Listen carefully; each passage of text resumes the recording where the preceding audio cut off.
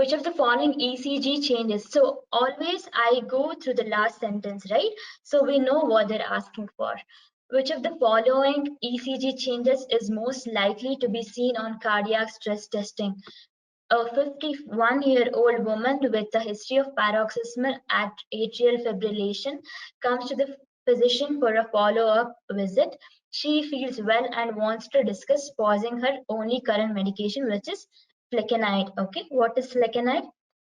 It is an antiarrhythmic drug, class 1 antiarrhythmic drug. Her pulse is 75 regular and blood pressure is 125 by 75. Physical examination shows no abnormalities. ECG has PR interval 180, QRS is 120, and corrected QT interval of 440. Which of the ECG changes is most likely to be seen in cardiac stress testing? We spoke about cardiac stress testing later this session.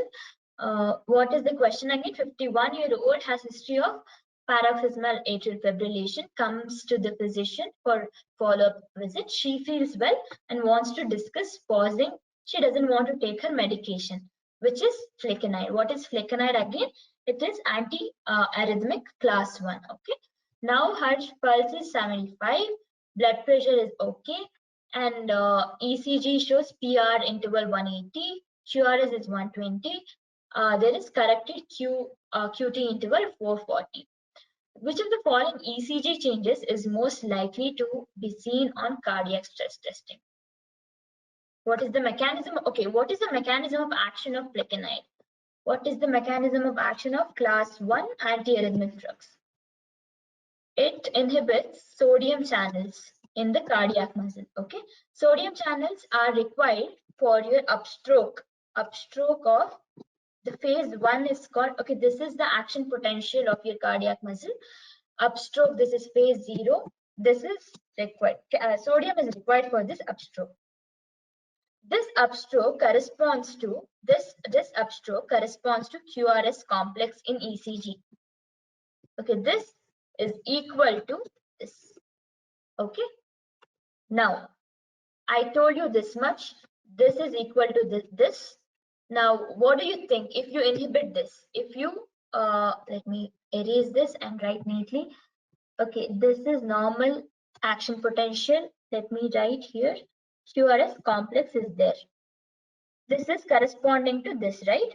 Now, what if you give flecainide, you inhibit sodium channels. So the upstroke is slightly bending, right? It is not straight. The upstroke is like this. Now, obviously, this will delay our QRS complex, and it will cause widened QRS complex. Did you understand? So there is prolonged QRS complex. This is the mechanism of action of class 1 antiarrhythmic drugs. Upstroke corresponds with QRS complex. If you're inhibiting any channels, the upstroke will be like this, and QRS complex will obviously delay. Okay. Prolonged QT interval, no. QT interval is not prolonged because we know where the QT interval prolongs, right? The drugs which causes QT prolongation, I told you dofetilide, because QT corresponds to QT interval corresponds to the repolarization in the action potential. I shouldn't have erased that one. Okay, this is upstroke. This is depolarization. This is repolarization. This is QRS complex, and then you have QT interval. Okay, this is QT. So repolarization corresponds to QT. Depolarization corresponds to QRS complex. I hope everyone understood this. Thanks for watching. Please give a thumbs up and subscribe for more.